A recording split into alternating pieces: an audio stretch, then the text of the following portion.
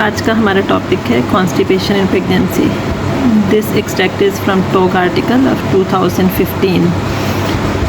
तो इसमें हमने देखना है कॉन्स्टिपेशन इन प्रेगनेंसी का इंसिडेंस जो है इट अफेक्ट्स 38% ऑफ प्रेगनेंसीज, और इसकी पैथोफिजियोलॉजी के पीछे जो है मेनली इज़ प्रोजेस्टेरॉन। प्रेगनेंसी का हार्मोन जो है प्रोजेस्टेरॉन, जब वो ज़्यादा होता है तो गट मोटिलिटी जो है वो कम हो जाएगी। जो गट मोटिलिटी कम हुई तो पेशेंट की इवैक्यूएशंस पर वीक जो है वो कम हो जाएंगी या डिफ़िकल्टी इन स्टूल पासिंग होता है। तो इसका जो है इवैल्यूएशन वो डिपेंड करती है पेशेंट की रोम 3 क्राइटेरिया पे। तो रोम 3 क्राइटेरिया में हम क्या देखते हैं कि पेशेंट की फ्रीक्वेंसी ऑफ पासिंग स्टूल्स क्या है और डिफ़िकल्टी इन पासिंग स्टूल है या नहीं है। ठीक है, तो इसकी जो हमारे पास टाइप्स हैं कॉन्स्टिपेशन की वो 2 हैं, एक प्राइमरी और सेकेंडरी। प्राइमरी या फंक्शनल, तो इसमें क्या होगा कि जो इनफ्रीक्वेंट बॉवल मोशन है और डिफ़िकल्टी विदाउट अंडरलाइंग कॉज और विदाउट अंडरलाइंग पैथोलॉजी। प्राइमरी में हमारे पास patient is having infrequent bowel evacuations without underlying pathology. और जो सेकेंडरी है इसमें जो है patient is having some pathology और patient is using some drugs. तो फार्माकोथेरेपी एंड मेडिकल कंडीशंस, ये दोनों जो हैं ये सेकेंडरी कॉन्स्टिपेशन कॉज करती हैं।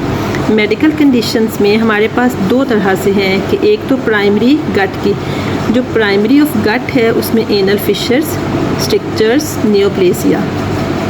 और जो सेकेंड हमारे पास सेकेंडरी कॉन्स्टिपेशन की कॉज है वो है मेटाबॉलिक। तो मेटाबॉलिक में if the patient is having hypothyroid या पेशेंट इज़ हाइपर कैल्सीमिक, तो इन दोनों में जो है वो सेकेंडरी कॉन्स्टिपेशन होगी। और थर्ड इज़ न्यूरोलॉजिकल या IBS related constipation is a rare incident but this does happen. तो इसमें प्राइमरी और सेकेंडरी, तो जब भी हमने कॉन्स्टिपेशन इन प्रेगनेंसी को इवैल्यूएट करना है तो हम उसको लेबल करेंगे कि ये प्राइमरी है या सेकेंडरी है।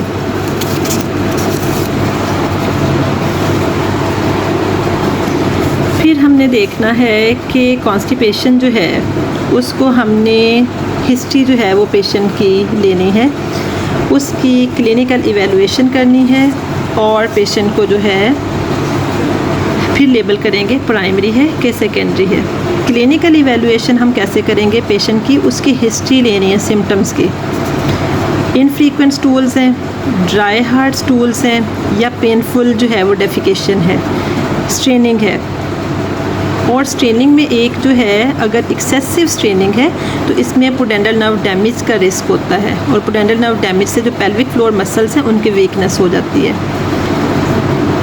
अगर पेशेंट को डिजिटली इवैक्यूएट करना पड़ता है रेक्टम को, आपने ये भी पूछना है पेशेंट्स की उसके सिम्टम्स जो हैं वो प्रायर टू प्रेगनेंसी जो है वो परसिस्ट कर रहे थे या अभी प्रेगनेंसी में ये डेवलप हुआ है। फिर हम पेशेंट से हिस्ट्री लेंगे कि वो कोई लेग्सेटिव्स यूज़ करती है, एनिमल्स यूज़ करती है या लेग्सेटिव्स की डोज क्या है और वो how many times a day use करती है। या थर्ड जो है वो पेशेंट की जो कोमॉर्बिड्स वो है कि नहीं है, पेशेंट हाइपोथायरॉइड तो नहीं है, डायबिटिक तो नहीं है, उसको IBS तो नहीं है, हेमरॉइड्स तो नहीं है, फिशर्स तो नहीं है।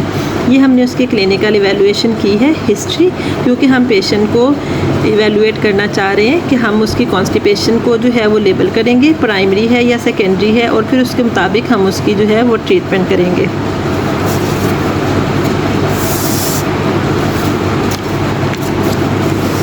थर्ड ये हमारे पास चार्ट है कि हमने पेशेंट को जो है वो इवैल्यूएट कर लिया, उसकी कॉन्स्टिपेशन इन प्रेगनेंसी है। अब उसको हमने मैनेज कैसे करना है, तो मैनेज जो है सबसे पहले जो फर्स्ट लाइन है वो हमारे पास डाइटरी फाइबर इनटेक जो है उसको ज़्यादा करना है या फ्लूइड इनटेक जो है उसको ज़्यादा करना है, और आपने पेशेंट को एडवाइस करनी है कि वो मॉडरेट जो है वो एक्सरसाइज स्टार्ट करे। ठीक है, तो first line is always increase dietary fibre, fluid intake या मॉडरेट एक्सरसाइज। अब अगर पेशेंट की सिम्टम्स इम्प्रूव हो गए हैं तो वो इसी को कंटिन्यू करेगी। अगर उसके जो है वो सिम्टम्स इम्प्रूव नहीं हुए तो हम उसको लैक्सेटिव्स ऑफ़र करेंगे। लैक्सेटिव्स जो हैं वो अब हमारे पास हैं 4 तरह के। तो जो फर्स्ट लाइन है और जो सेफेस्ट इन प्रेगनेंसी है वो है बल्क फॉर्मिंग एजेंट्स। जो बल्क फॉर्मिंग एजेंट्स हैं इनमें ब्रैन, इस्पुगुला हस्क, मिथाइल सेलुलोज या स्टेरस्टूलिया है। इनमें जो है ये सेफेस्ट इन प्रेगनेंसी है, ये फर्स्ट लाइन है। फिर हम दे सकते हैं ऑस्मोटिक लैक्सेटिव्स। ऑस्मोटिक लैक्सेटिव्स की मोस्ट जो कॉमन है हमारे पास agent available lactulose, polyethylene glycol या sorbitol. Third one is stimulant laxatives. Stimulant laxatives में बिसाकोडाइल या senna. And the fourth are suppositories, glycerin suppositories, glycerol suppositories. तो अब हम वन बाय वन देखेंगे कि इन एजेंट्स को जब हमने देना है तो क्या क्या कॉशंस यूज़ करनी है। तो सबसे पहले हमने देखना है बल्क फॉर्मिंग एजेंट्स। जो बल्क फॉर्मिंग एजेंट्स हैं वो हमने कहा था इस्पुगुला हस्क है, मिथाइल सेलुलोज है और ब्रैन है। तो ये हैं safest and most suitable in pregnancy. There is no teratogenic effect on foetus और इनका जो है एक्शन वो स्लोली होगा। आपने पेशेंट की अच्छी काउंसलिंग करनी है कि it may take few days. और उसके बाद है जो एक्यूट सिम्टम्स हैं पेशेंट के, फाइबर इनटेक जो है उसको ज़्यादा करना है या फ्लूइड इनटेक जो है उसको ज़्यादा करना है। और आपने पेशेंट को एडवाइस करनी है कि वो मॉडरेट जो है वो एक्सरसाइज स्टार्ट करे। ठीक है, तो first line is always increase dietary fibre, fluid intake या मॉडरेट एक्सरसाइज। अब अगर पेशेंट की सिम्टम्स इम्प्रूव हो गए हैं तो वो इसी को कंटिन्यू करेगी। अगर उसके जो है वो सिम्टम्स इम्प्रूव नहीं हुए तो हम उसको लैक्सेटिव्स ऑफ़र करेंगे। लैक्सेटिव्स जो हैं वो अब हमारे पास हैं 4 तरह के। तो जो फर्स्ट लाइन है और जो सेफेस्ट इन प्रेगनेंसी है वो है बल्क फॉर्मिंग एजेंट्स। जो बल्क फॉर्मिंग एजेंट्स हैं इनमें ब्रैन, इस्पुगुला हस्क, मिथाइल सेलुलोज या स्टेरस्टूलिया है। इनमें जो है ये सेफेस्ट इन प्रेगनेंसी है, ये फर्स्ट लाइन है। फिर हम दे सकते हैं ऑस्मोटिक लैक्सेटिव्स।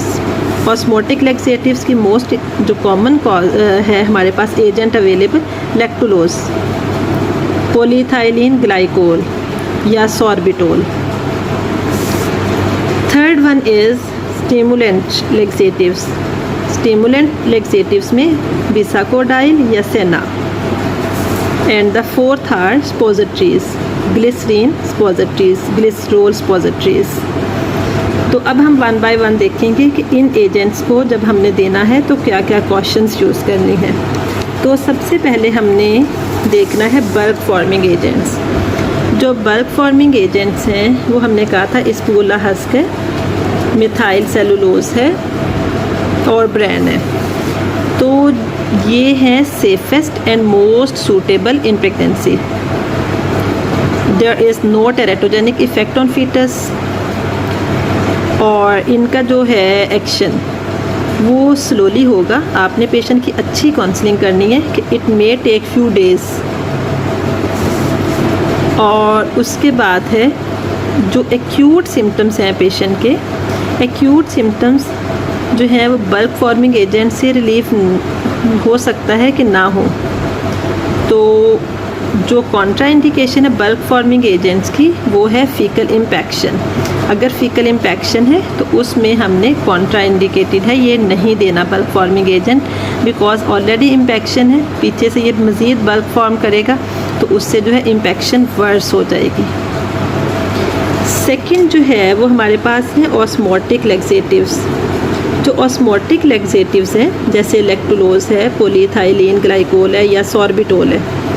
तो हाउ दे डू वर्क, वो इंक्रीज़ करेंगे ऑस्मोलर टेंशन को और उससे amount of water in colon ज़्यादा होगा। Amount of water in colon ज़्यादा होता है तो पेरिस्टाल्सिस ज़्यादा होती है।